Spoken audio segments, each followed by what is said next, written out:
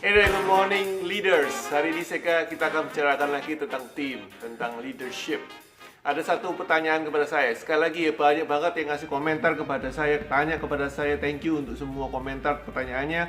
Nggak semua saya bisa jawab satu-satu, sorry. Tapi kalau menurut saya menarik, saya akan angkat. Ini salah satu pertanyaan menarik buat saya, minimal buat saya, yaitu Coach, zaman dulu itu ya, zaman engkong saya, zaman kakek saya, itu kan punya toko, punya usaha, itu nggak pakai belajar ilmu leadership, nggak pakai belajar ilmu kepemimpinan, nggak ikut seminar, nggak ada workshop, coaching itu nggak ada malah. Zaman dulu apa itu ya coaching ya, konsultan pun masih sedikit sekali ya, jadi bahkan mungkin nggak ada kalau zaman kakek kita.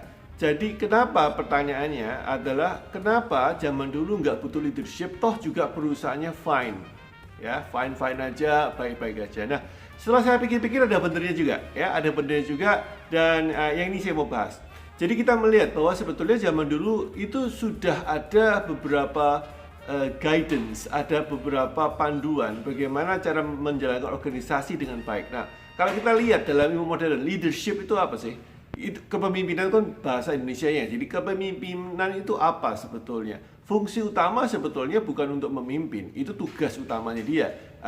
Manfaat utamanya, maaf saya, bukan untuk memimpin. Fungsinya adalah untuk memimpin, tapi manfaatnya dari memimpin itu adalah efisiensi.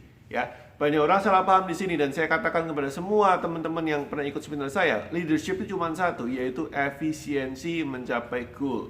Kalau Anda punya goal dan Anda memimpin dengan bagus, maka satuan keberhasilannya adalah apakah Anda mencapai goal itu dengan lebih efisien dan lebih efektif. Ya, satu paket ya, efisien dan efektif. That's it. Kita bicara masalah efisiensi ya, dan efektivitas. Nah, mari kita lihat zaman dulu, orang-orang zaman dulu itu bisa memimpin usaha tokonya, bisnisnya dengan lebih baik. Kenapa? Ya karena sebetulnya ada beberapa syarat yang harus dipenuhi. Ya, ada beberapa syarat yang harus dipenuhi sehingga Anda bisa tahu kadang-kadang kepemimpinan itu nggak diperlukan atau sedikit diperlukan dalam sebuah organisasi yang 5 syarat. Ya, pertama, anak buah Anda, tim Anda itu adalah expert. Jadi kalau Anda memimpin sebuah toko, mengendalikan sebuah toko kelontong misalkan, anak buah Anda sudah expert. Ada yang expert bagian nimbang, ada yang expert bagian mengetahui kacang-kacangan, kalau toko-toko meracang begitu ya, tentang produk, mereka tentang expert. Mereka sudah malu kalau bikin salah. Ya, expert ini very specific. Mereka malu kalau mereka bikin salah. Oke, satu ya. Jadi Anda tidak butuh pemimpin sebetulnya. Zaman dulu tidak butuh belajar pemimpin, atau kalau kita bahas dengan bahasa sekarang, Anda tidak perlu belajar tentang leadership kalau tim Anda itu adalah orang yang expert, yang malu kalau bikin salah. Itu syarat pertama. Syarat kedua adalah tim Anda itu melakukan pekerjaan yang self-driven ya. Self-driven itu berarti mereka tidak harus mengerjakan. Ya, ini biasanya ada hubungannya dengan yang sudah puluhan tahun. Kita punya anak buah yang sudah kerja puluhan tahun, bisanya cuma itu aja, dan setiap hari kerjakan itu aja. Itu akan membuat mereka memiliki sebuah self-driven, sebuah dorongan pribadi yang kuat sekali untuk mengerjakan sesuatu hingga tuntas. Ini membuat pekerjaan mereka semakin hari semakin efektif, semakin efisien. Kepemimpinan tidak terlalu dibutuhkan kalau anak buah Anda memiliki self-driven. Saya ingat ada satu perusahaan yang menarik ya, yaitu perusahaannya ini bilang, anak buah saya ini kalau nggak saya usir pulang dari kantor, nggak pulang. Kenapa? Kerja terus. Wah, ini namanya, saya bilang kok hoki banget gitu ya perusahaan ini.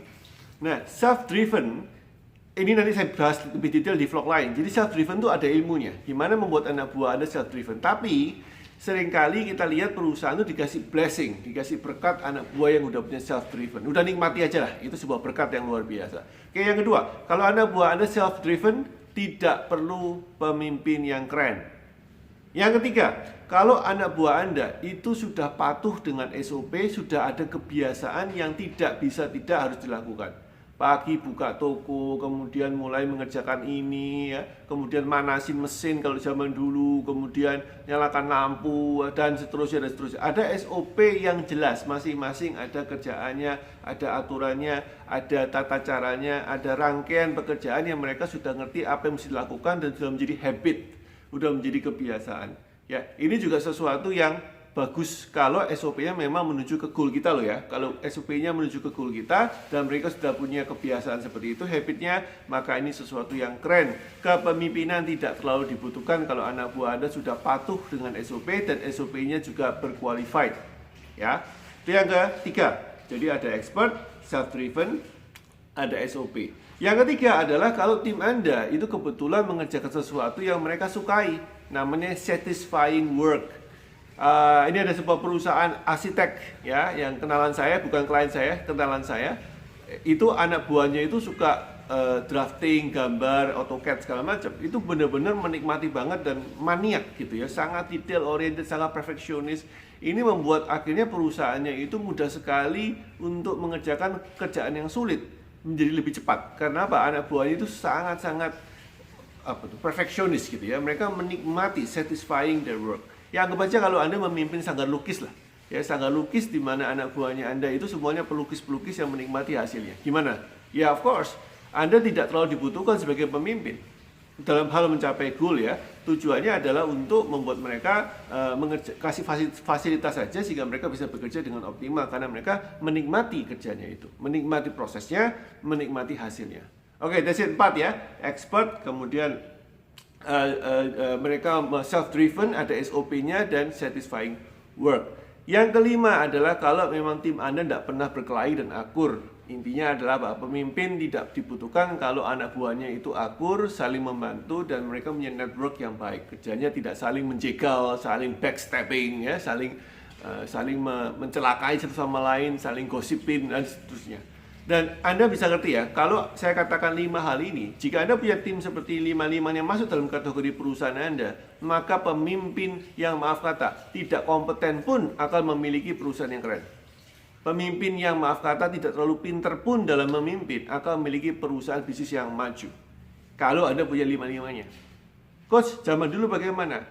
Unfortunately zaman dulu 5-5-nya ini minimal 4-3-4 itu bisa terjadi. Karena apa? Ya karena memang pilihan pekerjaan masih belum banyak. Karena anak buahnya mereka masih banyak yang mungkin tanda kutip berutang budi sama ownernya. Dari kecil, dari muda dibimbing. Ketika dulu mereka nggak punya kerjaan dikasih makan sehingga mereka all out. Tapi kalau zaman sekarang kok ya saya kira agak susah. Ya, jadi Anda perlu paham bahwa tidak apa-apa, Anda bisa mengerti bahwa leadership itu sebagai opsi. Kalau Anda sudah memiliki 5 ini di tim Anda, nggak perlu belajar leadership sama sekali, nggak perlu. Ya, kecuali Anda belajar leadership untuk menciptakan seorang leader baru.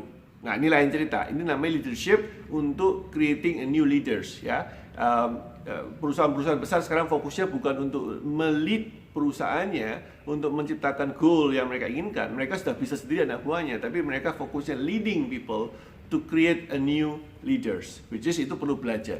Ya, itu lain cerita. Tapi kalau dalam hal leading untuk company-nya supaya efisien, 5 tadi dipenuhi, you do not need to learn leadership. It's enough. It's very you are lucky. Ya, just enjoy it.